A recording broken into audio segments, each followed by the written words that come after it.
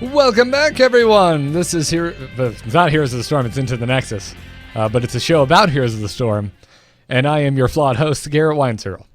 With me, as always, is Kyle Ferguson. Kyle, happy almost Christmas. Oh, happy almost Christmas to you as well. We're gathered around here to celebrate Heroes. How's your matchmaking been? It's been a bit where, the new system's in place. I've spent some time with it. It's been surprisingly really good for me. I know there's voices of dissent on the Reddits and the forums. But sure. as an average Joe in the world of Heroes of the Storm, my matchmaking has been noticeably better than usual. Right. I think we can make the broad statement that victimization is a choice in Heroes of the Storm. You can either embrace it and say that the game is out to get me, or you can say I'm the only constant through line through every game I play. I will pick different heroes for the maps or assess my roster. But yes, people in the highest MMRs right now are running into some problems after the most recent patch. They've got themselves too good a score, and so they're being evened out with low players, which of course is only enhanced by the number of Smurfs running around at the moment. Yeah, although I would assume it would be subsiding a bit, the Smurfs, correct? I mean, everyone that needs a friggin' vulture at this point has their vulture, right? Right? Right. Like, what are you, slacking Smurfs? If you have the free time to consider creating a Smurf, I would assume you would have already completed your task at this point. But a lot of people have stuck with them because they found better success. They got to level 30 really quickly with the free stim packs and whatnot, went into Heroes League, did their placement matches, and placed higher than they did in their original account. Shame for their purchases, their levels, all that. But if it's rank you care about, some of those Smurfs are here to stay. In fact, this week I was warned. I was told that I have my own Smurfs out there, Garrett. It's not something on my bucket list, but I'm pretty flattered. People are out there smurfing for you so that you can get the vulture? No, smurfing as me. Oh, as you. People smurfing yes. as... Wow, okay. The number of Tarrasques has grown substantially with the Smurfs of the Storm. And some of them have taken to pretending to be me. Really? Yes, talking about podcasts, saying howdy team, all that good stuff. That is strange. It is. I'm flattered. They're not doing anything bad with my name, so I guess keep spreading the good word, people. I guess we've leveled up in the podcast world. Sounds good. I don't know what to take away. I'm gonna, like you said, you can choose to be a victim. I'm going to choose to look at this positively and say that this is just nothing but flattering. Right. I mean, I can't count how many Nestees I ran into in the early days of StarCraft. Oh God, yeah. Gold League. Yeah, it's like, oh yeah, clearly you're an ST. Now if you're in the Overwatch beta and you're seeing people like, who did I end up against? Tides of Time from Hearthstone. It's probably him, because there's not a lot of people in that beta right now, and he's been playing a lot of it. Well, at the moment, nobody's in the beta because no one can play it. But in the last week that it was up, I ended up in quite a few games against Tides. So, yeah. Yeah, lots of Nestees back in the StarCraft day. It's really, really what I think your point was. Also, man, I don't know why, but I was avoiding StarCraft 2 co-op. I played it a couple times. I was like, this is cool. Not, it's whatever. You said you don't know, but why? I don't know why. I cannot tell you. I was not immediately drawn to it. However, this past week, man, I don't know what happened, what stars aligned, but that is the only thing I want to play right now.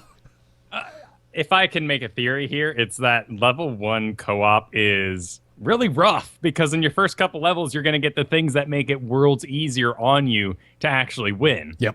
And you can't pick a higher difficulty because you need those levels. It recommends like level 7 for hard, but I do it at about 3 these days. Yeah. I've already maxed out Zagara, which just bums me out because my original love of the co-op guys, and there's nothing after 15. I can play for fun, but once I have all my abilities stacked all up, brutal isn't too brutal. Yeah, it's a good time, man. I jumped right into hard after I hit level 3 as well. I think that may have been what it was. I started unlocking stuff past level 2. And it's like, oh, I get what now?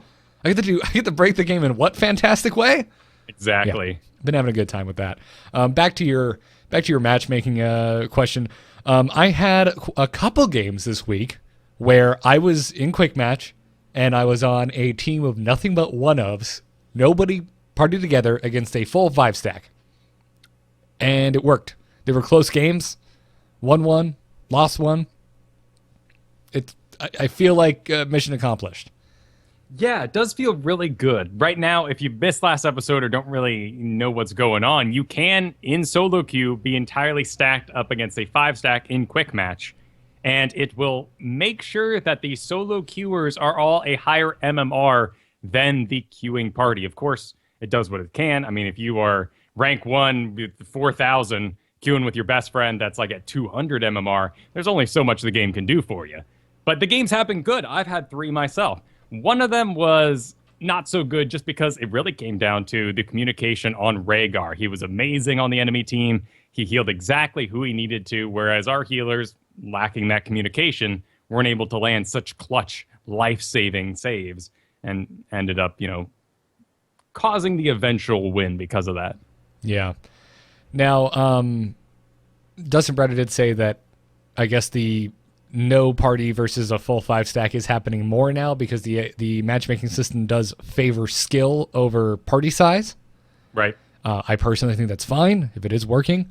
And I would caution a lot of people that, if you go up against a 5-stack and there's no one partied up in your team and you lose, maybe just keep a level head as much as you can. This is the most not level head person coming to you right now live from the show, by the way. Keep a level head, play some more, see if this happens a few more times and see if you don't win and then lose and then win and lose. Because, folks, the goal is to have a 50% win rate. So you're not going to win them all. But now if it's a total stomp, okay, maybe something needs to be adjusted. But be honest with yourself, okay? All right, if the kills are pretty close, that's not a total stomp.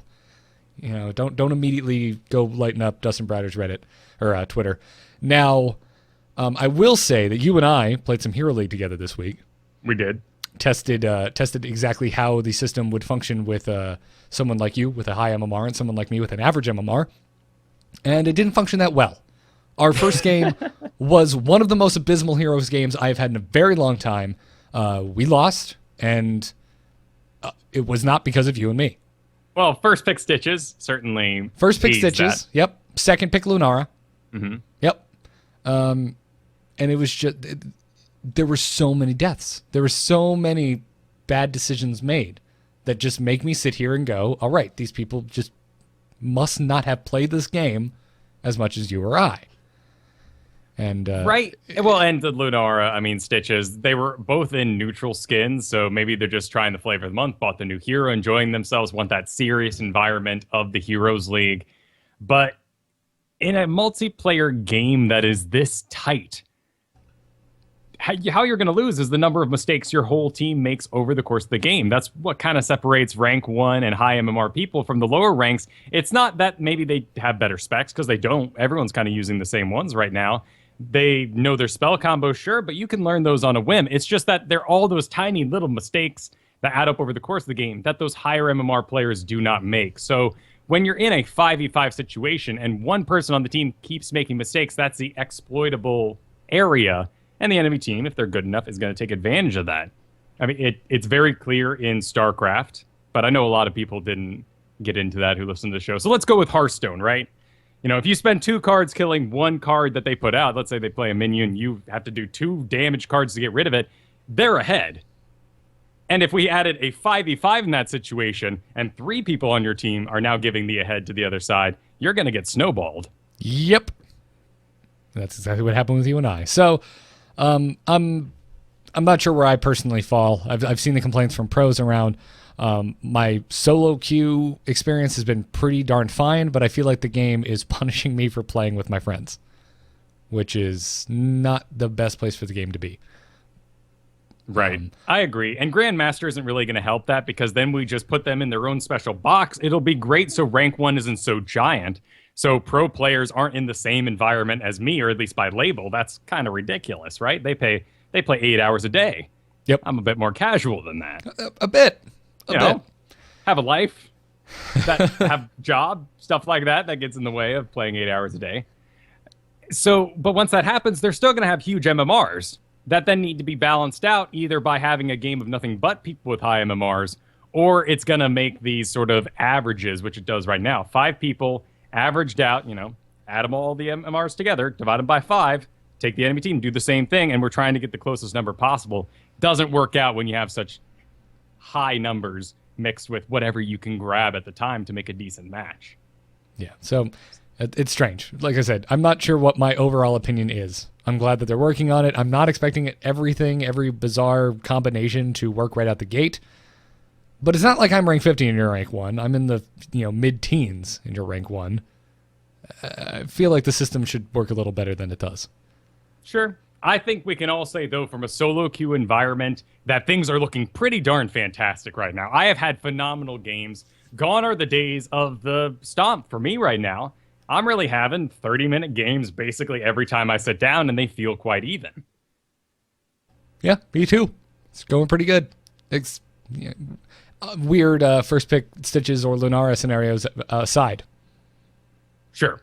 Nothing you can do about that until we have like independent hero MMRs, but that's just sort of its own thing for Quick Match. For Heroes League, they're making the choice to lose, which is a bummer for us, I guess. Right. Even if you had independent hero MMR, how would that even affect it? Because the Hero League doesn't know what you're going to pick until you pick it. Exactly. It wouldn't. We would have to have some sort of artificial barrier on top that's like, you can't play this hero until you unlock level 8 or something ridiculous. Which is just not good game design. No, it's silly. Right. It's clogging the system. Yeah. So anyway, there's our thoughts on matchmaking for now. Before we get into news, just want to let everyone know we're going to be giving away a bunch of hero and skin codes at the end of the show. So if you're here live, stick around for that. If you're not here live, patrons over at patreon.com/ITM, we're going to be giving away a Succubus Kerrigan from listener Drew, a Kaiju Diablo bundle from Azax, and a Magni Muradin bundle from D-Day. Thank you guys for donating those codes. All you have to do is go over to Patreon and comment on the episode 82 post, the post for this very episode that you are listening to, for a chance to win. We'll pick 3 patrons. Someone will get a Succubus Kerrigan, someone's going to get a Kaiju Diablo, somebody's going to get a Magni Muradin. And again, to our live crowd right now, make sure you stick around. Even if you're not playing in the after show games, we're going to be giving away a bunch more codes as well. Now, let's get into this week's Heroes of the Storm news. We're on, boys! Ha-ha! Let's liven up this place! Put me to the stage. Stay a while and listen. Well, we got another hot fix this week, Kyle. Apparently now selecting Rabid Wolves or Grace of Air talents will no longer prevent Thrall from gaining stacks of Frostwolf resistance when enemies are struck by Feral Spirit or Wind Fury. It's a good bug to be fixed. Yes, quite good before the holidays. Thrall fell, but not as far as we all kind of thought he would on the back of this. We assumed that his healing was going to be completely destroyed, and all that tankiness he lost in the scaling test map that kind of turned into damage for him has actually kind of worked out. And Thrall's in a great place. Even missing this, people were a little concerned that it was intentional, but they fixed it. We're back. The really cool thing that happened in the in-between here was that Thrall started taking lightning builds and became more poke players than actually more ambushy burst sustain guys. And it really added a new tool set for Thralls, actually gave them alternative choices to what we had assumed was the constant spec till now. Yeah, I've not gone back to Thrall in a very long time. I think it might be time to revisit him. Thrall is awesome in that sort of lower league range where you can just run around all kind of being a bunch of individuals on a team by chance, but you're mostly like picking off dude in this lane. I'm going to roam Thrall. How cool is that? Then you get the middle land where Thrall's going to get blown up because everyone knows just to kill Thrall before he connects with you. And then on the high end of MMR, you're going to, again, find really a lot of success in Thrall because you have supports who actually know how to support you and what you're doing. So interesting that across a spectrum, Thrall can play so differently. Yeah, I feel like that's the case with a lot of heroes in this game, though, especially when we get into the melee assassin bracket. Yes, melee assassins for sure. Raynor, I'm going to show up and shoot things in the face. Oh, yes. I'm not every hero, but melee assassins, they're very volatile. Seems almost binary in ways, depending on how you're playing. So they also fixed an issue that could grant a significant cooldown reduction to the Butcher's Ruthless Onslaught. So didn't hear about this one, but no, me neither. Cool. But I'm glad I don't have to be on the receiving end of it. And then finally, they fixed an issue that could cause heroes to become stuck inside of a gate after using certain abilities. Which this happened to me. Happened to you, and I had to bust down the wall. You were Lunara, correct? Yep, I did a leap, landed inside a wall. This has also happened to Skeleton Kings, Sylvanas this week. and they ended up fixing it. But this actually, by fixing this particular bug, we now have a new bug over the course of the holidays. And it's going to be that Leoric can no longer move through walls while he's dead.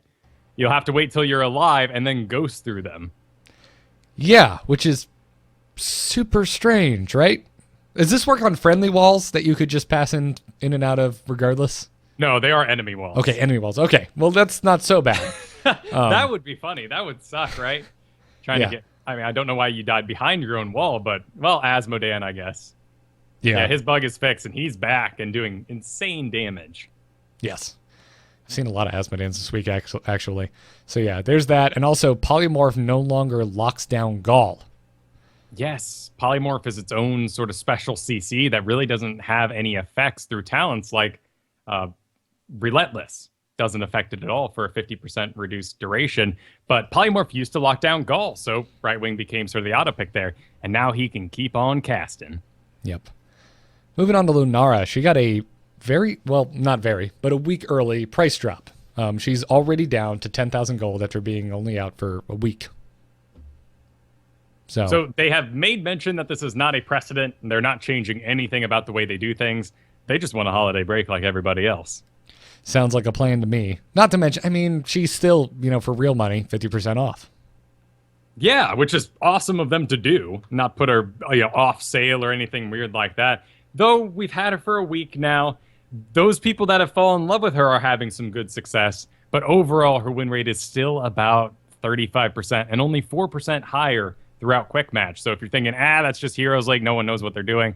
No, at home too, Quick Match, 39%. Yeah, I'm not a happy person right now, Kyle, when I see Lunara picked. It has not changed in a week's time.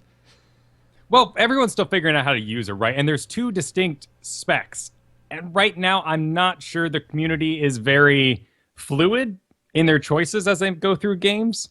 One on the end of just, go to Hot Slogs, get your specs is kind of the norm right now.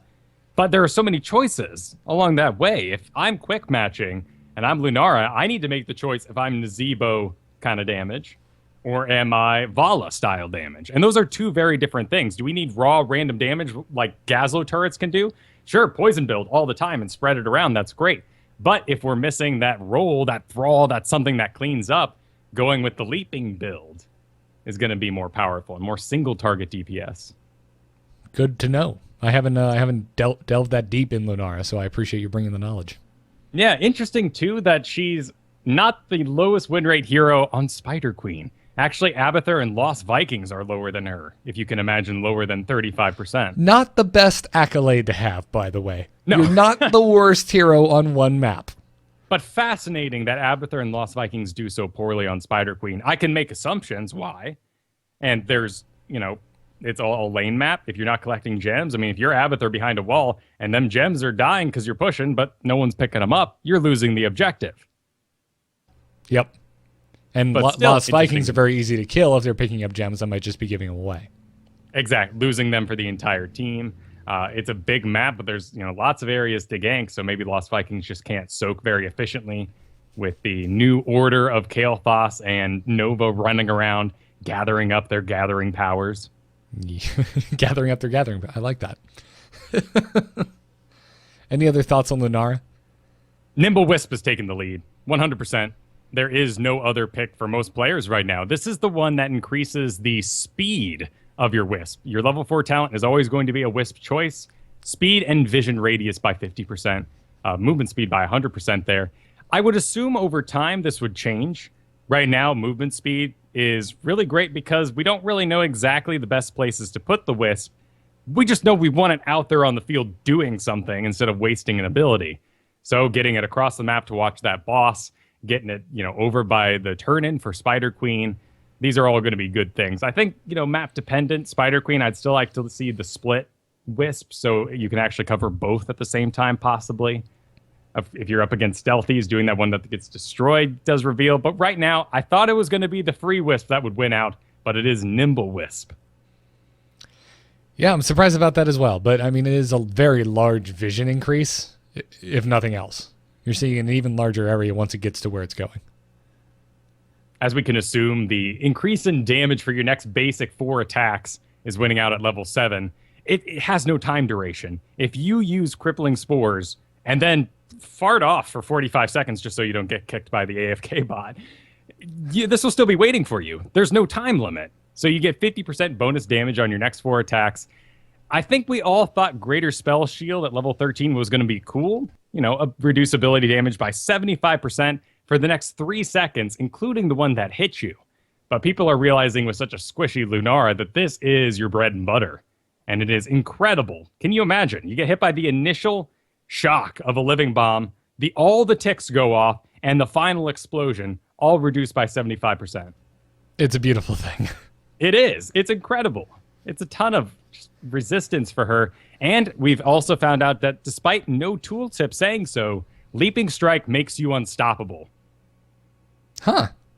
So you don't get rooted. You don't... I did get caught inside a void prism. That was one of the coolest things I've ever seen. Not a question I expect you to know the answer to. Is there any word from anyone on Team 1 saying that this is intended? Off my memory, I think there's a will investigate around there at the moment. Okay, yeah, because, this used to be the case with some of Illidan's abilities, and that wasn't supposed to be the case. This was the case with Vala's Vault, and it wasn't supposed to be the case. Right. Well, we had big old changeover there, too. Diablo's Charge lost its unstoppable, which is still kind of bizarre to me from a tank perspective.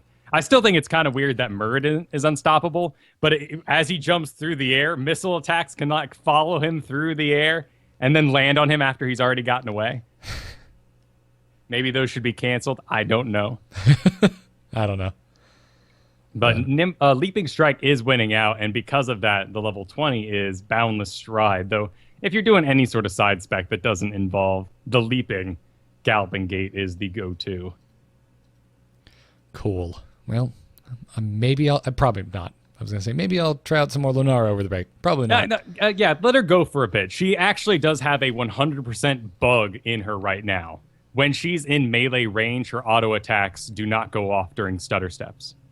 Wow. This is the same problem that was happening with Thrall. If you remember back in the day, they were saying his attacks were delayed, and he had to wind up his animation too long. Yeah, they made that animation change to him, which was great once they did fix it, but it was such a problem for when it was in the game, and now we're experiencing the same thing with Lunara. Which seems so easy when we think about Thrall. It's like, oh, you fixed it, but he's a melee hero, so fixing the melee animation works. In this case, she's a ranged hero that has great success stutter stepping outside of melee range, but you get too close and your attacks don't go off at all. Yeah, I hope this gets fixed quickly, but it's Christmas break, so I don't think it is. No, and that's another reason why we're seeing Leaping Strike being so amazing is because it puts you back at range so you can continue fighting. Right. If people close on you, you're now getting stuck. You either have to stand your ground with your very limited health and get destroyed by that thing in melee range. Even creeps can ruin it right now. Yep. Or you Leaping Strike out of the way and continue attacking like a boss. All the more reason to take Greater Spell Shield also. Yep, exactly. This bug, it seems to be informing this build a bit. Right, and people didn't know about the bug really till this week, but we all kind of felt it. I talked a lot last episode about how stutter stepping isn't working. It is. You just can't be close to it. Yep. Well, moving on from Lunara, we're getting some new Observer UI. Actually, we've got it. It's here now. Team 1 has been working with community member Ali to create a new interface for watching replays and Observer matches in the client. This is, however, it's most likely not the final version. But we can download it right now. We can try it out. We can install it. And also, this is going to replace the default UI very soon, according to Team 1. The thing I like the most about it is it has collapsible detailed stats and talent panels at the bottom that you can bring up and put away and can swap between stats and talents. Yeah, and the top bar keeps track of all the talents, which, of course, important to know in the fly. When people are watching esports at home, if they're not yelling obscenities in the Twitch chat, they're yelling, let's see the talent builds. Exactly. And now they're always on screen. I've got my hangups with it. I encountered a number of bugs using this myself. If you are switching around camera angles between the two teams, you can confuse the top bars. And, well, Hammer had a beautiful medic spec, and Brightwing went full Hyperion. God. Brightwing calling in Hyperion. I wonder which of those in that game would have been the most overpowered hero. But I digress. I feel like both of those builds don't work well for either of those heroes. No, they wouldn't. Maybe Brightwing with Hyperion because she could teleport to a location and drop Hyperion in the lane if a friendly is there. But Major siege power there. I guess, yeah. But I don't think a tank, a Sergeant Hammer with the ability to heal, especially the type of heal that Morales has, where you have to stay within the heal range of somebody. I don't think that would work really well for such a sedentary hero. Problem with Tychus's talents? Just give him Diablos. He's good to go. The pictures up top are a little low res for my taste. These are all sort of things that can be fixed in the long run. It's extremely bulky right now and takes up what's got to be at least a seventh of your screen, and that feels big. It is large. I mean, I don't mind it. It's very similar to what we saw used at BlizzCon. But yeah, that top bar, I don't know how you would slim it down. The center portion is larger than it should be. But the 5 icons, the portraits on either side, if you're going to have the small area allotted for the talents, I don't see how it gets much smaller. You can decrease the size of the portrait, but there's a certain point where it will be unrecognizable if it is too small.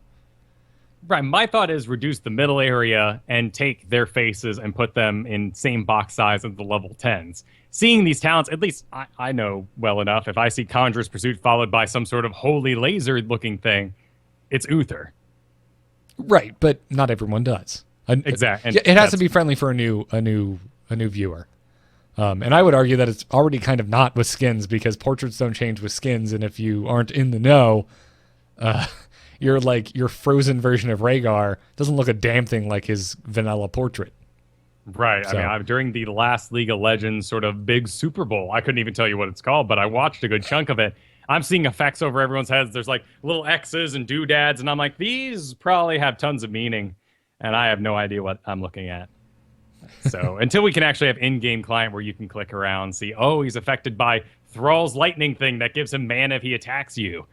Like if you see a little flame over your head, I'm thinking I got Living Bomb, but it's actually something else. Actually, while we mention Uther, his top spec right now is actually double into his Wave of Light thing, his Holy Radiance. Oh, double talents in the Holy Radiance. Yeah, if you are interested in Uther, top win rate right now is a spec that is tons easier than working yourself through the Protective Shield cleanse market. Also, Uther is continuing to fall in the win rate on Hot Slogs. Yeah. FYI. Very surprised by that. Well, 90-second cooldown now on Divine Shield, so it's not ready quite every fight. So maybe we're cutting out a selection of players who don't use it efficiently. This is not the best radio, but I'm not seeing this on Hot Slogs. You're seeing something different when you click on Uther? I'm seeing the standard Uther build. Oh, interesting. Yeah, so I don't know where you saw this. All leagues, all that sort of thing? Well, I'm in Hero League for the last week, and it is the standard, holy crap, too many buttons Uther build. Well, bizarre. Maybe there's some sort of regional thing. For the Pacific Northwest, Uther can now play without Protective Shield. I don't know what's going on there. Yeah, I mean, Boundless Conviction is the next most picked talent, but it's by a factor of almost over 25% in Protective Shield's favor. Well, damn. Yeah.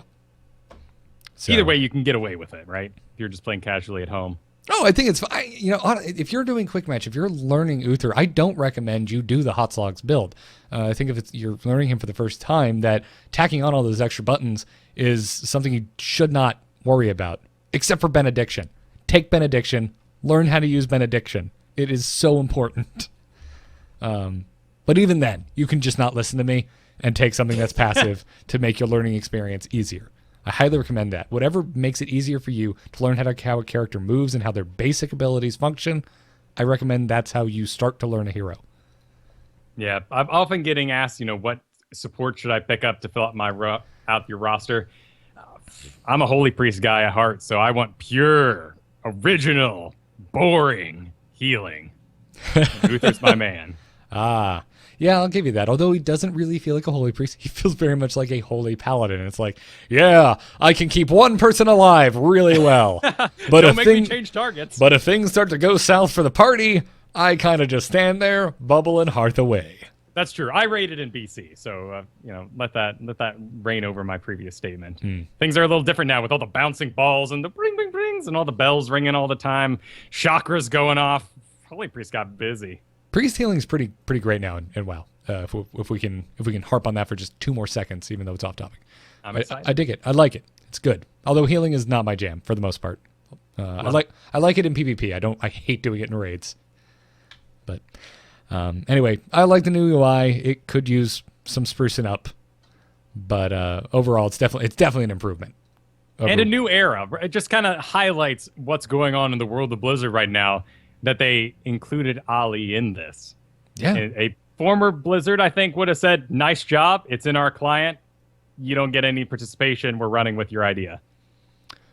Or they just don't pay attention to it and becomes the next biggest esport of all time. Right. Observer UI. Yeah. I mean, I'm not talking about UI. Arrows. We're talking about WoW, so it's on my head. I'm talking about arrows Dota. That lead you to your quests. I'm talking about Dota. Oh, okay. Gotcha. I'm talking about their previous stance on fan-made content, which is, that's cool, we're going to do nothing with it. Oh, you just ran off and became Dota in League of Legends? Crap. With the modern era going down, I think Blizzard did make a poor decision missing out on purchasing Dota from their own arcade. But there is some warrant behind them basically being like, okay, you take Dota and we'll take TF2. We'll just trade. You take that. We're sick of working on it, and we'll just take this over here. I believe that is correct. Complete personal experience, but I think Overwatch is going to clean up in the FPS circuit. Mm-hmm. It's a fun game. It's a really fun game.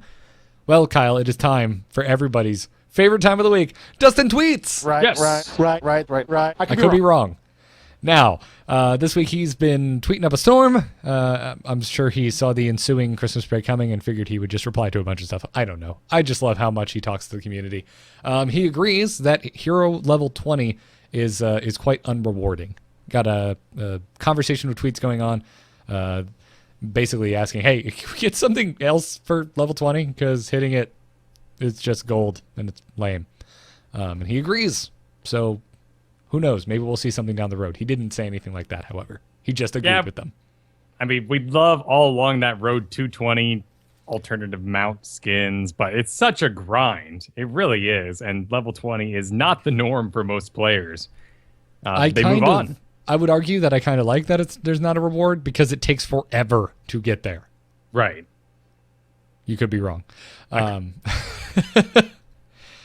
He also mentioned that he is totally fine with double warrior or double support being allowed, the matchmaking allowing it to go up against teams with either single supports or single warriors. Obviously, if you are completely bored out of your mind and want to observe Dustin's Twitter over the course of your break, go for it. There are so many pictures being sent him, screenshots of how was this even allowed? And he's like, I don't know. It looks like fun. that looks like a fun game. What's the problem? Yeah, I mean, I guess I understand the complaint, but what is the cutoff, right? At what point are there too many rules and regulations to team compositions in the game?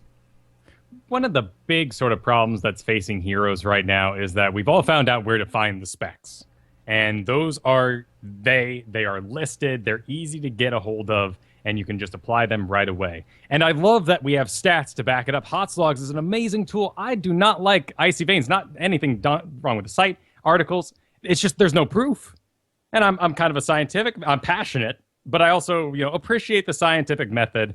If numbers came along and said my absolute crap, demonology, warlock spec is bad, I'll have to go okay. But unless there's numbers to back it up, I'll go, well, this is my personal choice and my flavor. So we don't really have an avenue for creative talent picks. So when we end up with these double support, double warrior comps, no one's really communicating with one another. Lily's not saying, Monk, are you support? Can I go water dragon? We're not deviating our specs based on what's happening in the game. Yeah, I mean, some of us are. You and I know you and I both do this with Raynor, for example.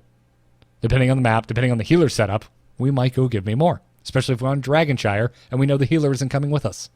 Right, Tychus is one of the most obvious to me because he has a phenomenal solo queue quick match build where I go first aid and stone skin and just all the stuff to protect me. and then I get to go ham with no supports. But if I'm in Heroes League all of a sudden, I drop all those, trust my supports in my tank, and deal more damage in the background. Yes, absolutely. So how do we encourage that as a community? I don't really know right now, but this is fine by me. Dustin says it's fine. I just hope people are willing to make changes. You know, the Diablo community team have that fun, play your way promotions that they do, where they promote abnormal build for a hero in Diablo. Yeah, I wouldn't mind seeing that as a movement from the Heroes team. That'd be neat. Sit down with one pro player, like our Slime episode, where we talked with him about his Gazlo love. Exactly. I'd like to see a lot more of that. Moving on to Dustin's tweets, he said that mutes will continue to double, which I'm going to ask you to clarify for me in a second, Kyle, because I read all of these tweets and I still don't quite understand what's happening. But the more important thing here is that being muted, if you are reported too many times or silenced too many times, if you get the it's basically you can't talk ban. If you are muted, it's automatically, it's not something that Blizzard reviews and then hits you with. That's kind of the important thing to take away. But what are they talking about doubling mute doubles or whatever? So when you first get muted, you are muted for an entire day. Then you're muted for 2 days. Should you, once again, incur the mute upon yourself. Gotcha. Do it 3 times. Now you're up to 4, 8, 16, and so on. Okay. So people are complaining that it doubles? More that, is there anything they can do to reduce the chances of them getting muted in the future and reset themselves back to 0? And there is not. If you get muted, and it is triggered automatically across multiple games, across multiple people, it doesn't matter if they're in parties, that doesn't affect you. If you're playing against a 5-stack or whatever, and they all just report you for some reason, that is not going to incur a mute. It takes multiple games and people from all sort of avenues of your experience, but it will be automated, so over the holiday, toxic people aren't safe from these mutes. And should they get muted again and again, it keeps on doubling. And you get up to a month, then 2 months, and, quickly turns into a year, 2 years, 4 years, and so on. I'm really okay with this. And it's a hard subsection of the community to feel bad for. Right. The one argument we can make is we're all pansies, I guess. And these are video games. I used to get on Xbox Live and scream at anyone I wanted to. Did you? No. Oh. But I did get in BattleNet, 2.0 in the StarCraft 1 days and be a righteous troll.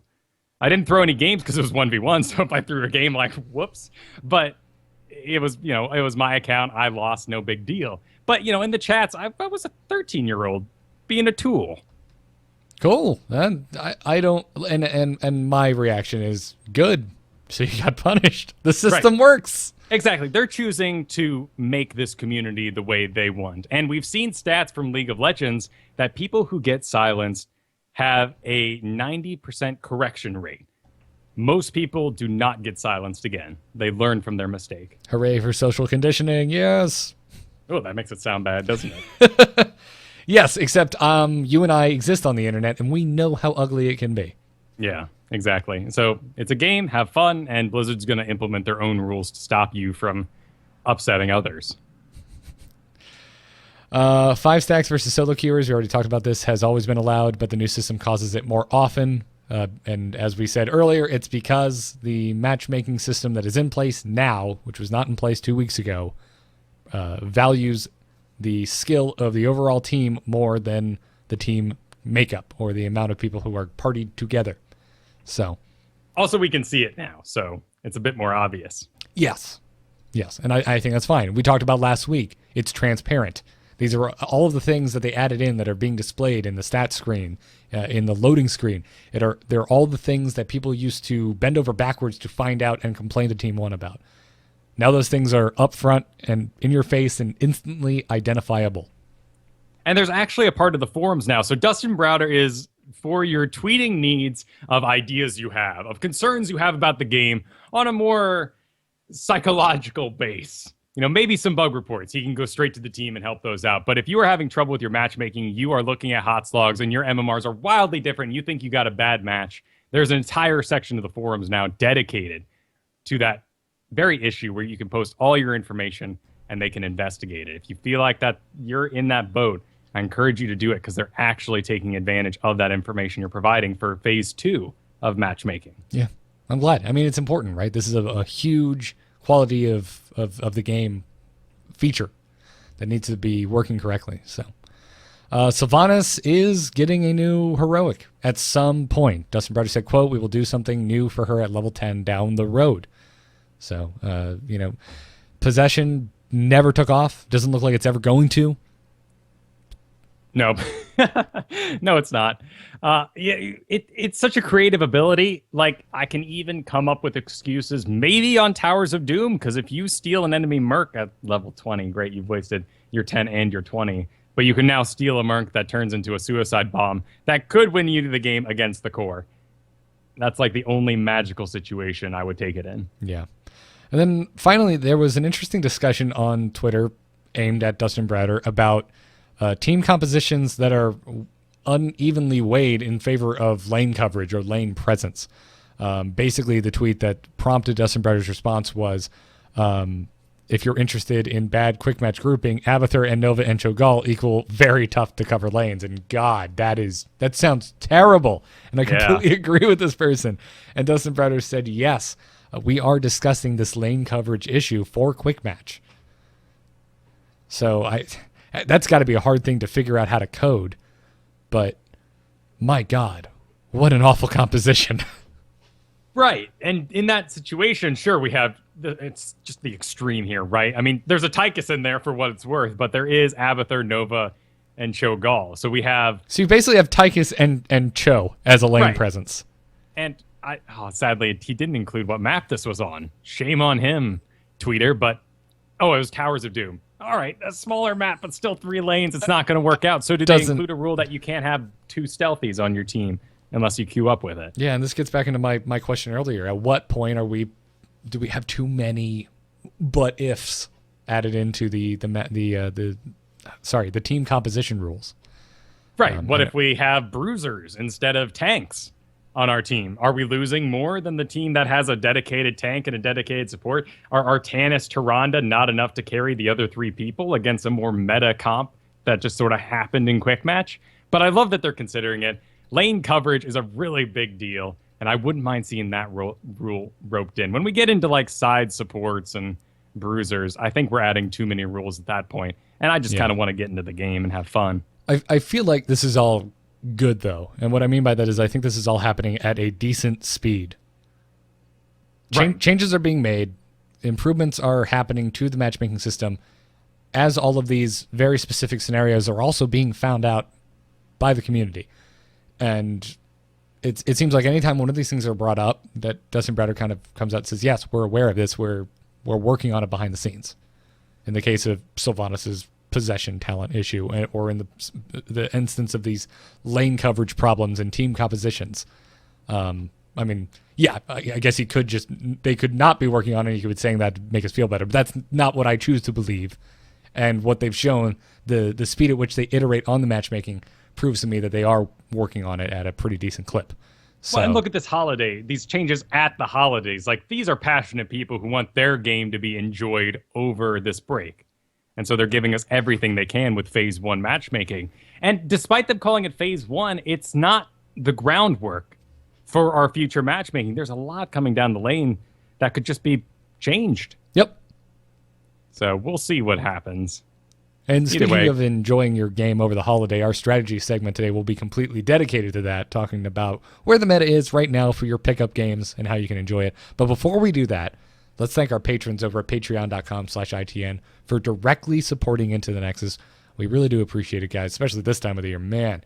And also, my day job is going kaput, so thank you guys for supporting the show. It's now now means even more than it ever did before.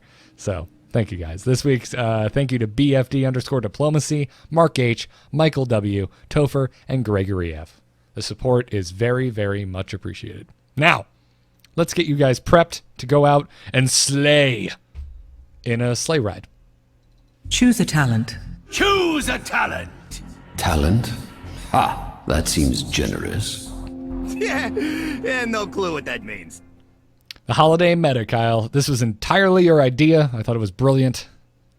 Thank you. Yeah, well, lots of people don't get to play as often as us. They listen to shows like this to keep up, and then when they have breaks, they really hunker down with their friends and play a ton. So we'll spend a little bit of time talking about scaling, but also what sort of new philosophies have sort of come to light in the recent weeks and how you can use them for drafting or just general picking and specking. But first up, what you're going to see this weekend for the holiday meta. Ooh, Delali, dude. Ooh-wee, Kyle! Oh my good, Nova's back, and she is everywhere. Her win rate has rocketed up the Hot Slogs charts, further inflating the ego of would-be assassins out there. Nova really benefited from the scaling map. She got more damage earlier, so she is now consistent across the game, does not sort of have that lacking burst potential. In the old days, she'd come into your lane, snipe sucks, but you wouldn't just explode. Then combine that with the way Gathering Power now works with, the one in the chamber ability, or you can do the armored shells. You're going to do massive damage to your targets and continue with that decoy and the lethal decoy build that everyone's been doing forever. But very, very dangerous. But this also means that if you enjoy anti-stealth picks, they're on the up too. Tassadar is looking pretty darn good right now. So is just about every talent that gives you some sort of reveal. Brightwing's Teleport has one of these. Monk's Dash has one of these. And Clairvoyance is spread over a number of heroes. In fact, Kael'thas even has it. And while you'd be missing out on some Living Bomb damage, might want to consider it. Yeah. What I would want to say here is, I'm surprised I haven't seen Lunara going up since she has a Wisp talent that makes it reveal. But I'm not, because she's the perfect Nova target. And the Wisp has to die to do the reveal. That too. But Wisps die left and right all the time. That's not a surprise. Right. Exactly. With that particular Wisp, you want to send it into the enemy team so they accidentally auto-attack it, revealing the area. Yep. But that's a little subtle. I think it'd be really cool if that talent got a slight tweak where you can maybe hit the button again to automatically kill your Wisp to gain on-demand detection. That'd be pretty cool. I think that would make that talent even if that a lot. was a feature, we wouldn't have that level of play after 1 week. Right. And also, I don't want to take Lunara into a Nova. Period. I don't care if I can detect the Nova or not.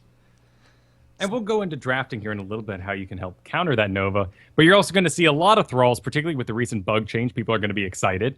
You're going to see Asmodan. He got his bug fixed and now is doing insane damage for those who were previously skilled with him. Kind of the key word there. Sonya's are still running rampant. She also benefited a lot from the scaling changes. More damage earlier, a little less health. So what you want to do against Sonya's is save that CC. That's how you deal with it. If you're Rainer and you got your push, hold on to it. Yep. If she's not on Uther, stop the spinning. That's really what it comes down to. If she's not spinning, she's not healing. Yep. Isolate her, stun her, stop her from spinning, and you'll do A-OK. And of course, Diablo Tyrande. Is there any advice we can give against that? It's a solid combo. You're just going to see a lot of it. Take an auto attacker with Giant Killer up against Diablo. That's that's really my only advice. And keep an eye out for that Lunar Flare on the ground. Try to move unpredictably.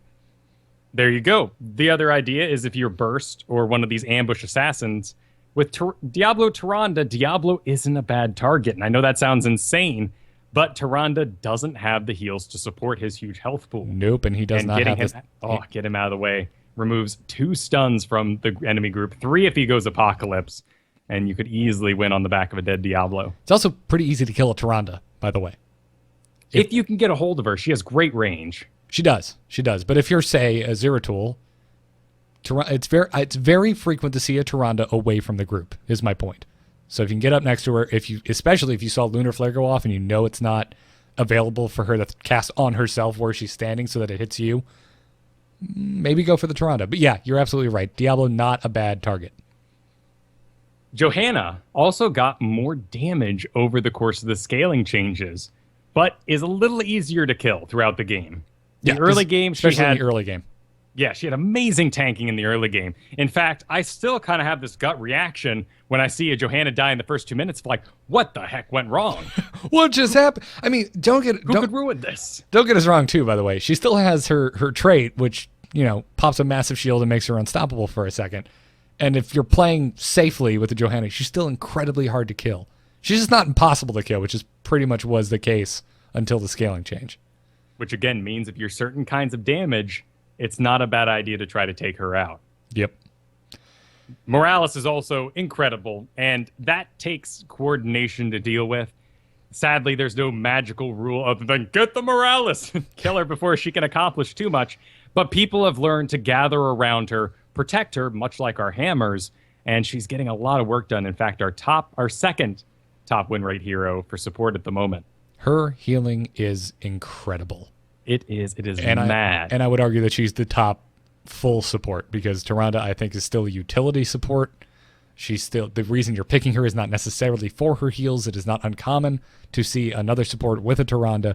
So Morales takes that solo support first place spot, in my opinion.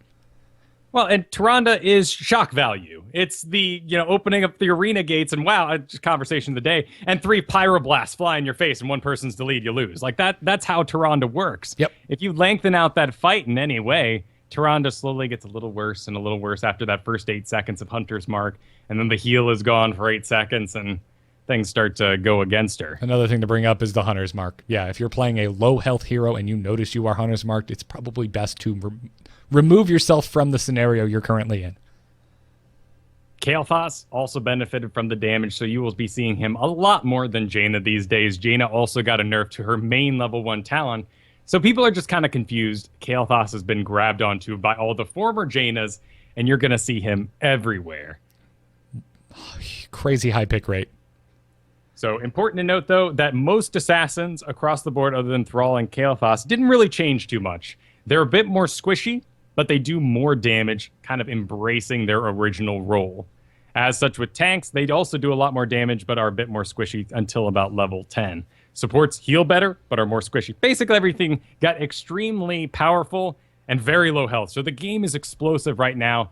Do what you can to even the odds. Also, I learned during this investigation that Zagara scales by 3% and not 4%. Zagara actually starts the entire game off more powerful than any other hero because she's such an early game asset. Yeah, I didn't know that either. That's super interesting to me. That also sets the precedent that we will get other heroes at some point that don't scale exactly the same way as everybody else in the game.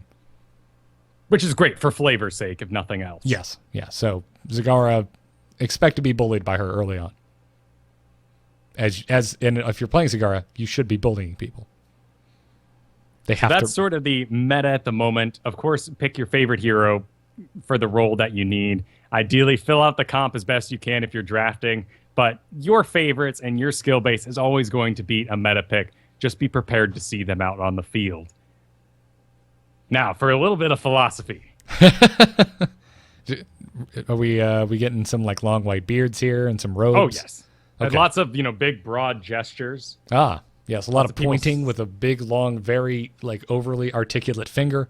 Right, and I'll point at you, and you're pointing at the cat, and the cat's looking at the statue, and the statue's pointing at me. And somebody's drinking poison out of a big goblet.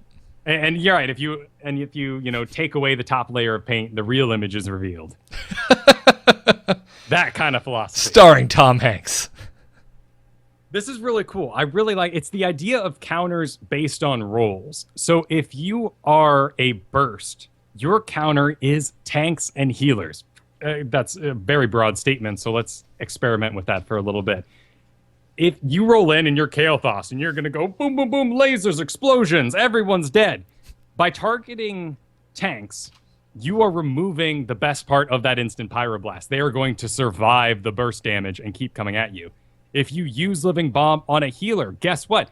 Nothing's easier to heal than yourself. You're always in range of healing yourself. You've always got constant eyeballs on yourself because it's who you are. You're going to be dead without it. And healers will be more likely to take care of themselves and the tank first. So if you are a burst hero, mainly these, sort of ambush characters, Kerrigan, Zeratul, Nova, Butcher, or our actual burst classes, which right now are only Kael'thas and Jaina, by targeting tanks and healers, you are doing yourself a disservice in your own damage. Well said. That seems very obvious, right? And you could think for a second that is just an overall statement you could make across all assassins, but that's not true. If you are sustained damage, you should just be damaging whatever you can. Ideally, important targets, you want to kill the enemy DPS so that they fall behind and they can't actually win the team fight. But if they're not in range, if you are a sustained character, Vala, Nazebo, any of the Raynor, attacking whatever's in range just means the damage keeps on rolling. And if those bursts are doing their job, putting those living bombs on the Lunara, let's say, and you're shooting Diablo in the face over and over again with Giant Killer, the healer now has a conundrum. Does he save Lunara, who's about to explode instantly? Probably won't even be fast enough to do it. Or he's going to heal the Diablo. You have now opened up an area for your burst or ambush to do their job. Yeah, and that changes depending on the support that you're looking at, right? Someone like Morales can literally only focus on one person at a time.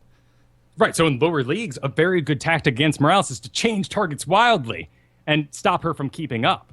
Yep. If she gets distracted even for a second about her own life and starts running away, she might break her beam or just be so, caught up in trying to land a grenade to get Zeratul off her that she misses switching her heal over to the guy who's taking the damage now. Yeah, exactly. Which is really interesting because really before she kind of came about, now granted there are other supports that are kind of the same way, but for the most part, she's the best example. Before she came about, it was always about just shot calling. What target are we going on? What one person are we deleting? But we're now at a point, the meta has evolved to where there are scenarios where splitting your damage is the correct call. And that's why these characters like, Lunara, Gazlo, Nazebo, I think will become really important in the future. Just not right now. I'm including Gazlo in there for myself. I apologize, everyone. There's already an iTunes review being written right now. How dare you mention Gazlo, not a top-tier hero? Listen, guys, how long have I been right here? Let's just bask into it for a second. My hipster glasses. Diablo, Raynor, right? And third one's Gazlo. Come on. At some point, it's coming. Update's coming, and I'll be sitting here. I'll be waiting. I've been playing a lot of Gazlo this week, man. I had a specialist in a Warcraft daily multiple times this week. He puts out ridiculous damage. You just cannot direct it. Exactly. It's not controlled. It is raw and random. But it makes life a living hell for healers. Yes, it makes them scramble. It makes them overthink things. Now, on the flip side of that, when that sort of philosophy starts taking off, we'll see an increase in Rhaegar because he heals multiple targets so easily throughout the entire game and has the single target heal built in with the level 10. Brightwing can do it too, but you can outpace her pretty quick in the early game. Yeah. The final one of these to mention, and I just think it's fascinating, is if you are countering melee guys, it's CC.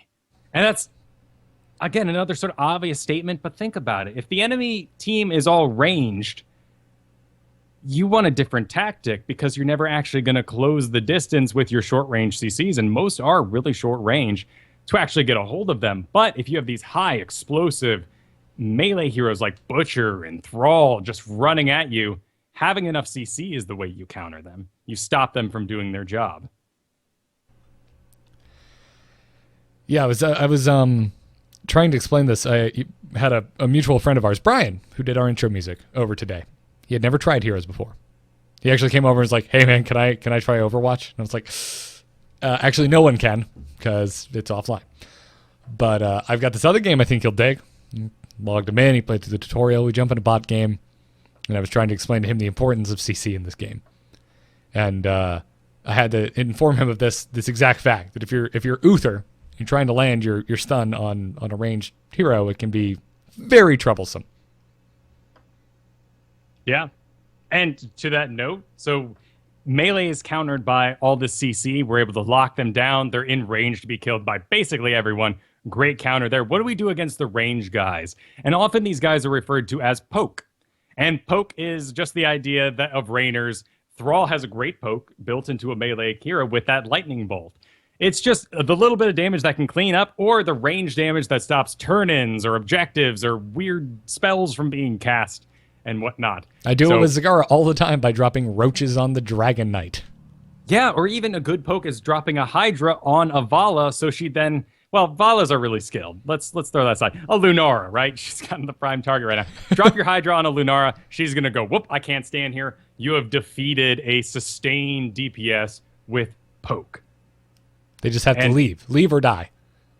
So another way to defeat these really high-range guys is divers. You close in with them, and they can't compete. Literally, Lunara can't auto attack at all. She can't compete.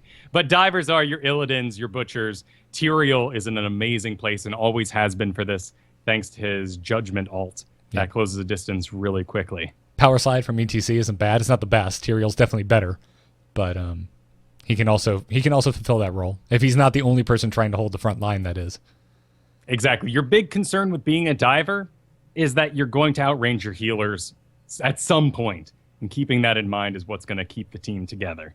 So as long as you can sort of work on that, you're going to be a great diver. So lots of information thrown at you guys. Take what you can from it. But very cool way to think about it. There's so many different ways to think about drafting philosophy. This is just sort of the new one that's come up in the past couple weeks, and I really dig it. Nice. Well, let's get into some mini strategy questions from our email. itncast@gmail.com is a place to send them, folks. Our first one today comes to us from John Michael, and John Michael says, so my question is, how do you adapt your talent to get better results versus a different comp? And map and all that jazz. Is there a way to do that, and what should you look for when choosing a talent? Right now, I have pretty much one build for each hero, but I know I'm doing it wrong. Well, this kind of ties into what you were complaining about earlier, Kyle, and you didn't really say it, but basically Hotslogs and similar sites where you can go and you can see the top builds that are winning the most. And what it's doing is it's stifling creativity, and it's not making people talent fluidly. Right. Like, I've had conversations with people, and I've been like, go to Raynor. Look at level 13. And they're like, okay, good. Giant Killer. It's what I take. Double Barreled. Oh, I might take that sometimes. And I'm like, read the other ones. And they're like, there are no other ones. Relentless Leader. Reduces the duration of silent stuns, slows, and roots against you by 50%. And once every 5 seconds, if you are stunned, you knock back nearby enemies. Holy crap, anti-mosh pit. Yep. If you get stunned as Raynor, you push them back, interrupting the mosh pit. It's such an awesome talent. What a selective choice to use it in. Granted, ETC has a great health pool, so Giant Killer doesn't look bad. And if you're not in the mosh pit, of course, Double Barrel is probably going to do more favors for the rest of your team. But the fact that it exists and gets picked 2% of the time is madness. Yeah. And I would argue against Double Barreled in that scenario. If you're playing against an ETC, you don't need that second charge. It's a crutch. Don't use Penetrating Round until you see the mosh pit go off. You don't need that second round or that second charge. You can wait. You can I don't know. What's the word I'm looking for? I'm not sure. Discipline. I guess discipline. Yeah. Become disciplined. Yeah, self-control. Become disciplined. Don't expect that second charge. Although I would say I'm absolutely guilty of this. I've never once taken Relentless Leader. However, against an ETC, that's an arguably good choice. You save your one charge of Penetrating Round for when the mosh pit happens and you're not in it, but then you have this if you do get stuck in it. Now, of course, someone's writing an email right now. It's like, well, don't get stuck in it. That's not always up to you. Right. Yeah, sure, you acknowledge that you were out of position when it's over. You don't say something ridiculous like, there's nothing I could do. But there is something you could have done earlier. Acknowledge that. Use this information in your future games. Mm-hmm. The other thing, of course, you can do is, like we talked about with the Lily and the Monk maybe team together, talk with your team. If I'm that Raynor and I have a Zagara on my team, there's really nothing easier than landing a Devouring Maw on a mosh pitting ETC. And in fact, I will often hold off when I'm against an ETC, maybe even pick Zagara higher against an ETC because it's so easy to land. But that also means maybe my friendly Void Prison goes off and is wasted. That penetrating round also just gets wasted because I landed them all anyway. So communicating who's going to deal with what ability is also a good step. It's good to know. And you can do. That's one of the reasons I'm glad chat has not been removed from this game, because you can't say that with pings. Right. But I mean, overall, to answer your question, John Michael, I mean, it's a huge question. We can't go hero by hero and tell you in what scenarios to choose what talents. But I think using a talent build in the early stages when you're learning a hero is not a bad thing. That's good. But at a certain point, when you feel you have a good grasp on the hero, go back to the well, figure out why the build that you're currently married to works the way it does, what its actual goal is, and then spend the time to read the other talents and figure out the scenarios that they would be good for. And there's so many learning steps you can acknowledge and take for yourself along the way to getting good at a hero. Skeleton King has at level 7 a self-heal, his renewal, 20% of his health over 6 seconds. Usable while undying. Incredible skill. But also on that same level is increase the movement speed slow of your skeletal swing to 60%. 20 extra percent movement speed decrease there when you land your skeletal swing. Early on, I wouldn't suggest taking an extra button. And in fact, landing Drain Hope is so darn important that that extra 20% slow is going to mean more landed Drain Hopes. You will become a better player. And then, take away the crutch later on. Training wheels. Yeah. Digital training wheels for your heroes. I like that idea. That's how I learned Rainer. I started taking Give Me More almost every single game. Because it's just like, well, this is going to teach me when to stand my ground and when to run. Right. And for me, I'm acknowledging that I'm too married to the idea, actually. I will get double support. I'll be on a map like Spider Queen. But my brain is so used to the healing Give Me More does that I die more because I don't have Give Me More. So I kept on the training wheels too long, and I'm sort of at a deficit right now. Well, you can fight against that by purposely not taking it and eventually training your brain in the opposite direction. Exactly. And in those weird scenarios where maybe you go into a Hero League game and only Tirana gets picked, they're not all that uncommon nowadays, actually. Give Me More is not a bad talent to take as Rainer. That's true, but in my role, I'm going to want that seasoned marksman. Give Me More just does so much work. So that's something I've acknowledged of my training wheels being an issue. Same thing if you're using locked camera. I have no problem with you using it. Get down your combos, learn your spells. If you're Kerrigan, you need to learn the swipe and the stun together in order to be a good Kerrigan. But the second that sort of information is down pat, you got to get rid of that camera as fast as possible. It's tough. It's hard if you've never played a game like this. I've talked to a lot of people who are brand new to any type of isometric real-time strategy game. And having the camera unlocked, especially if they played Diablo before, just like is mind-boggling. And I get it. I completely get it. Spacebar and arrow keys are your friends. Yeah. Although I strongly disagree with the arrow keys. They are near nothing else useful. I think they're excellent when you're mounted. That's when I use them the most. I never use them for any reason. But that's me. Next email comes from Feral Fish, and Feral Fish writes, awesome name by the way, have you got any tips for encouraging bronze teammates to stay in formation? Ooh. No. That's the easy answer, right? So the next easiest one is just wait for Vala or whoever hearthed back and encourage those group ups when you can. So get behind Stitches. Stitches, I don't want as my main tank, but hey, it's bronze, So let Stitches get out in front of you. Let that ETC get out in front of you. Always say things before they go bad. You can never correct someone's mistakes because it gets inflammatory. Hey, Stitches, you overstepped the healer. Well, that's a cause for a fight, right, in digital terms. Right. Instead, if you say, Uther, keep in range of Stitches. Before the fight breaks out, you're going to have a much better time. The other thing you could do to maintain the formation is, let's say the objective timer pops up. It's Infernal Shrines. You got 15 seconds to go. And for some bizarre bronze reason, Johanna starts hearthing back because she's missing half her mana, but she has full health. And we're all like, okay, well, off goes Johanna. She's not going to make the objective on time. But I'm that Kael'thas in the bottom lane, and I have half health and half mana. But I was going to report on time with this well here. I skipped the well. I'm going to port back. I am now with the Johanna. The group is more cohesive because we all went and healed up together, and we will ride out as a group. Yep. It's a good idea to wrap your head around. It's better to commit to a bad plan than to not commit to a plan. Exactly. And this is a personal issue I have, and I still have, and I get very flustered when I'm like, no, that's the wrong thing to do. Why are you doing that? And I just charge and I'm like, no, this is what we should have been doing. And then we just die and do the old Kung Fu movie, run in one by one and lose.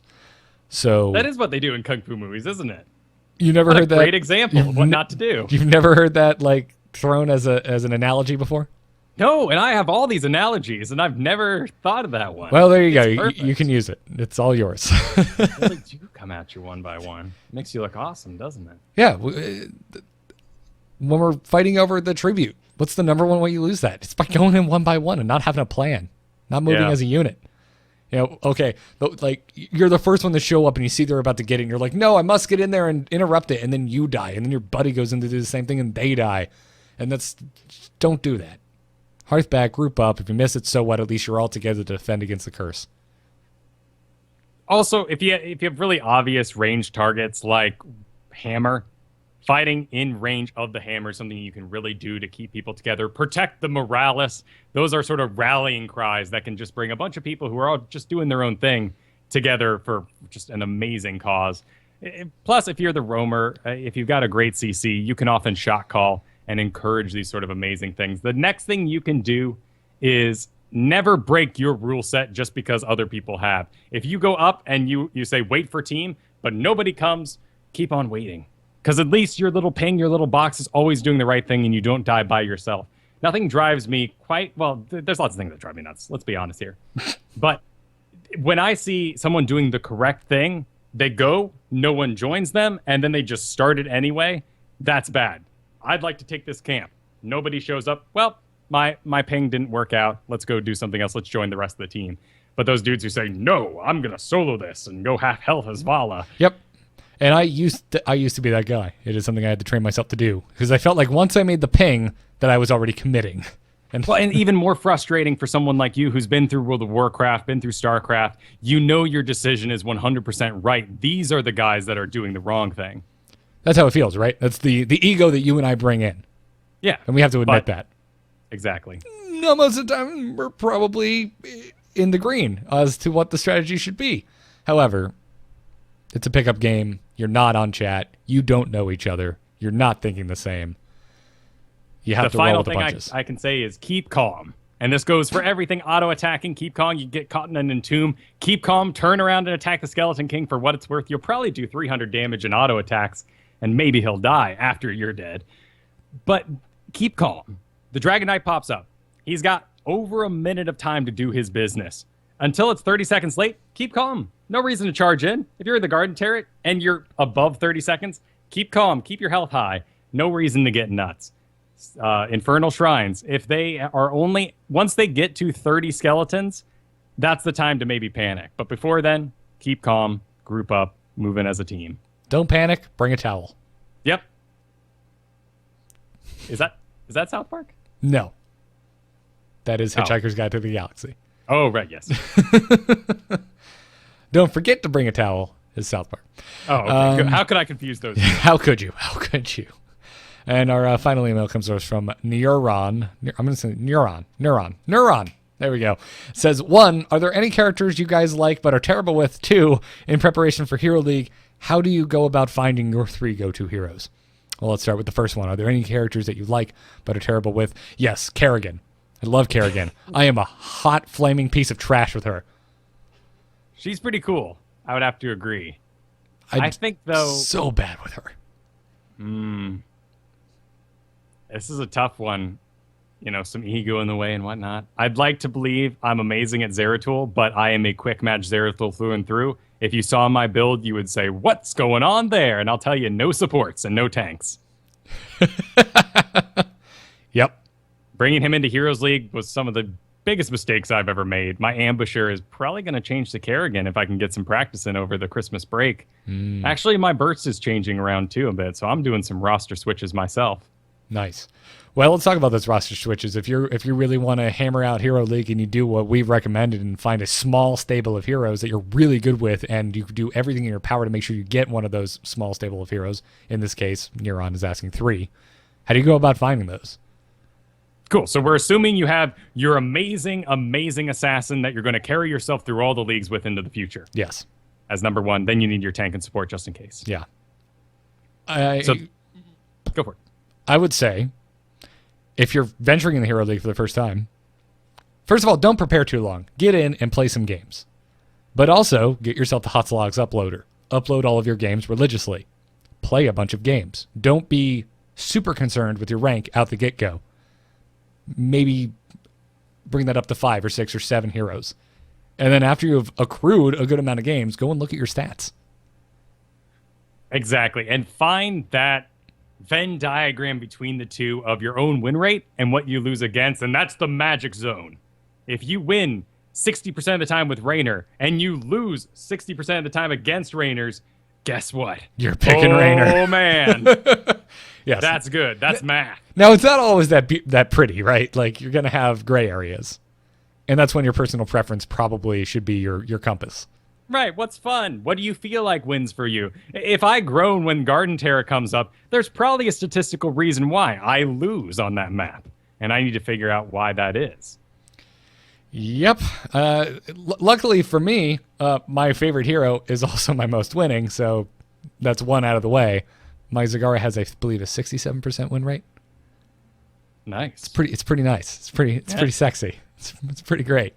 Johanna, I think I'm over 60. So there's two heroes right there. And I'm lucky in that way. But chances are it's going to happen for you too. If you really like a hero, chances are you're winning with them. Right? Exactly. Makes sense? Yep. I mean, why would you like a hero that you're clunky with, that you're always dead as? Well, I'm not always dead as Abathur.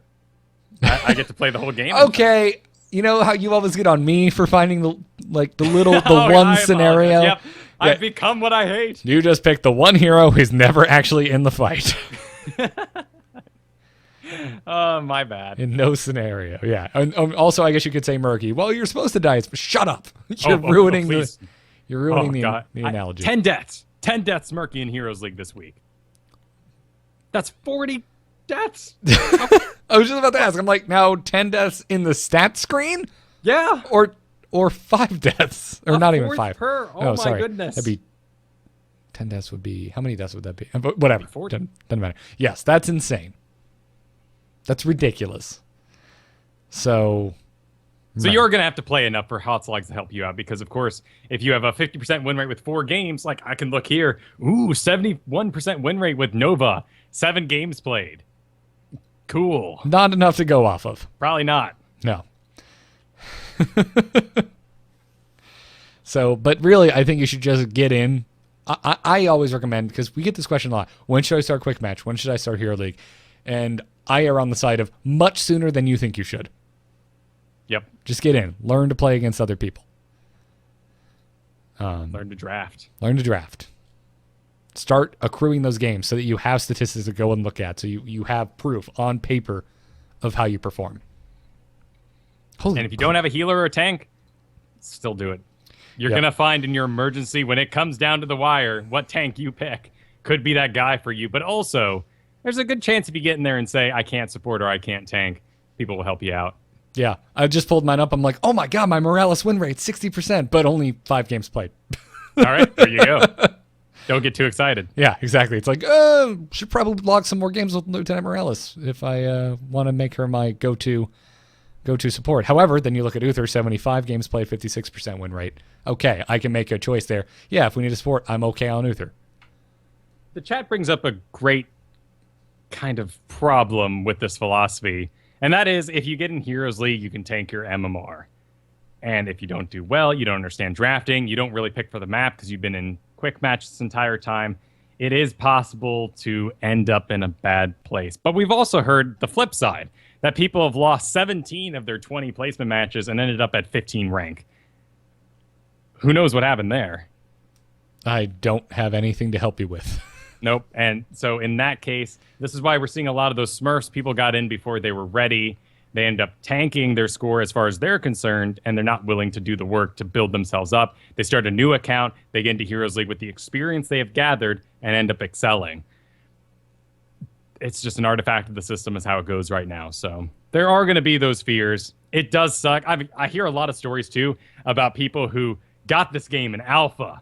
They taught their friends when it came out. And guess what? Your experience passed on to your friends, and they have better MMR than you, and it sucks. Yep. Nothing you can do. Definitely been there, FYI. Yeah. I have been in that exact situation. So if you're that afraid of it, friggin' Smurf. I don't care. I know it's not a popular opinion, but if you're that afraid, if you really do believe deep down that the system is that unfair, start a Smurf. Do Hero League first in that account. Then go back to your main and hit it up. So, but again, I really do err on the side of getting in the trenches, actually experiencing it. Because reading about it and watching streams about it is only going to take you so far. You need to do it. You need to experience it. And more than anything, you need your own personal stats because how it feels is not correct. Well said. So, anyways, enjoy Christmas. Enjoy the break. Whatever holiday you may be celebrating. It's a long list now, by the way. When we were kids, it was just Merry Christmas, Happy Hanukkah. And back in my day, yeah. Now there's a long list. So whatever holiday you are celebrating, hope you enjoy it. And I hope you get a lot of Heroes games in over the break. And if you don't get a break, like my wife, I'm sorry. Oh, is she working the whole thing? She gets Friday off. That's it. Oh, well, we've all been there. Yep. So anyways, that's going to do it for this week's episode. Again, live crowd, stick around. We're throwing away some codes. And patrons, make sure you post in the episode 82 post for a chance to win either a Succubus Kerrigan, a Kaiju Diablo, or a Magni Muradin bundle. Thank you again to Drew, Azax, and D-Day for those codes. And thank you to everyone else who donated the codes we'll be giving away to the chat room. Stick around for the after show, patrons. Thanks again, by the way. If you like the show, if you want to check it out, if you want to support us, patreon.com/ITN is the place to do that. Leave us reviews on iTunes. This week we want to thank My Name is John Smith and The Programmer. Thank you guys for your 5-star reviews. As always, check us out on amove.tv. Thanks to our Patreon producers, Declan H. and Cheesy Bob. All of our other shows are at amove.tv. Our email is itncast@gmail.com. We will be back next Wednesday at 5 p.m. Eastern Time for our final episode of 2015. Just look forward to that. We're not doing anything special. It's just a true statement. Well, actually, no. Our end of the year episodes are a little special. If you're with us from the StarCast days, anyway. We have sort of a tradition of looking at the previous year. Oh, no, yes. Yes, But, yeah, I mean, other than that. Yeah, it's not like we're going to be, like, juggling fire sticks or something. No. I mean, we could. No, please don't advertise that. I mean, we could. I'm really bad at it, and I might burn my house down, but we'll see. Squishy, like tennis balls for me only, please. Oh, yeah, I forgot. You actually can juggle. So only 3. 4 is a bit of a nightmare, and 5 is impossible. So, not blowing any minds with these juggle skills. But yeah. Let's just say you attracted your mate in other ways. Right. You can follow us on Twitter at ITNcast. We're on Facebook.com/AMUTV, and we're on Reddit at ITNpodcast.reddit.com. Big thanks to Brian Griffith for our intro music. Check out his work at BrianGriffithMusic.com. You can also catch the live show on the mobile stream at AlphaGeekRadio.com. Kyle, where can folks find you? You can find me on Twitter at Kyle Ferguson. You can find my solo Q&A show throughout the holidays here. Just posted the new one today. That was recorded yesterday, 1 p.m. Pacific on Tuesdays. Join the show. Join the Heroes League awesomeness. Really love getting to do that. Replay show will be on hiatus. Holidays are just ending up on Fridays and Thursdays. And lots of lessons happening for me. So I'm glad I can help so many people during the holidays. But that does mean that replay analysis will be gone for a little bit. Might return next week. We'll see. Lessons available for Heroes of the Storm at kyleferguson.com. Awesome. You can find me on Twitter at Garrett Art. I'm at nomoonart.com. That is my graphic design portfolio. And the big thing I really do want to promote this week is our Star Wars spoiler podcast. You can find it on iTunes by looking for Embrace the Spoilers, The Force Awakens. Kyle, you were there. I was there. Our buddy Ben from the old AMU radio days were there. And we spoiled the living hell out of Star Wars The Force Awakens, which, Kyle, is my favorite movie of the year. It hit me in all the right spots. I was a child again for 2 hours, and I thank J.J. Abrams for finally, for the love of God, giving us a Star Wars sequel that isn't a giant steaming pile. So thank you, J.J. Abrams. You didn't have much to live up to, but I think you went way beyond what you needed to do. So thank you. Also, next Wednesday at 12 p.m. Eastern Time, I will be tutoring Ashley Paramore on her stream in Heroes of the Storm, and will be her very first time, I think, even starting the game up.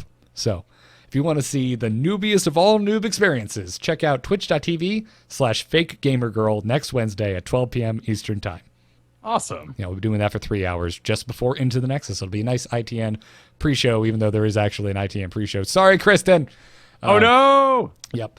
And we're not running ads at the top of the show anymore, but you can still use these codes. ITN over at Doghouse Systems get you a 120 gigabyte solid state drive, and tweakedaudio.com. Use that same code ITN. It gets you 30% off and free shipping on your entire order of noise reducing earbuds. Check them out. We will see you guys next week. Have a great holiday, everyone. Good luck and have fun. Take care.